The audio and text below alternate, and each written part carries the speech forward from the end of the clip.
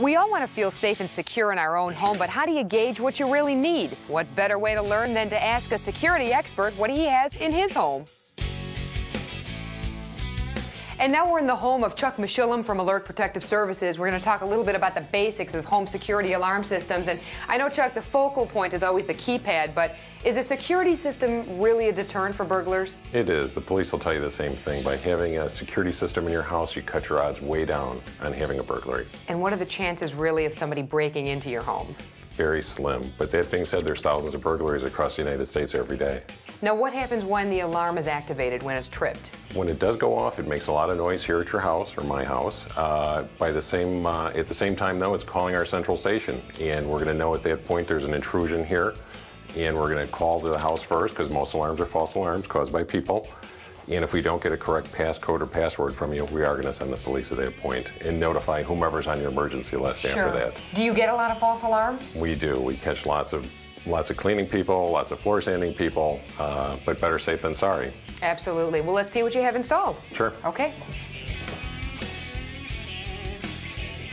Look at all of these gadgets. Chuck, I want to know what you have in your home. Well, I have a very mid-level security system. I've got motion detectors set up in specific areas in my home. The idea is that nobody can go from one level to the next without hitting a motion detector, as well as fire protection, because I've got 2 small children. And this big guy here, this is the brains kind of the system? This is. Every system has to have a main alarm control panel, goes in a utility area or basement, and this is actually what makes the system operate. Okay, and if I wanted to put in just a very basic alarm system, say just a windows or just motion sensors, how would I go about doing that? Is that some of the gadgets that we have up here as well? It is. We've got a glass break detector. Is volumetric. It listens for glass breaking in a specific room, and it's tuned to the high-pitched sound or frequency of glass breaking. How about motion as well? Motion detectors are about the size of a pack of cigarettes. They can normally see an open area about 40 feet by 40 feet. And how much would something like this cost me? Is this going to be a lot of money to put something like this in? Well, systems start at about $200, and from there you can make a system as complex as you'd like. You can add on windows,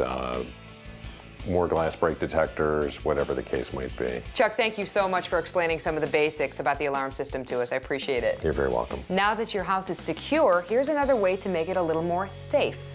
Over 3,000 Americans die each year in house fires. Home sprinklers are the quickest way to start putting out a fire immediately. If you consider the time it takes for a fire to be discovered, emergency services to be called, firefighters to come to a home and extinguish it, a home sprinkler system can be the quickest way to save lives and avoid catastrophic damage to your home.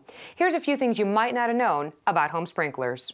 Unlike the movies, only the sprinkler closest to the fire will activate, so only a relatively small area of your home gets wet. Fire sprinklers use about 8.5 times less water than the fire department to put out a fire. If you're building a new home, the sprinkler system can be installed in the wall, just like the plumbing or electrical systems. And they usually add only 1 to 1.5% to the total cost of a new home.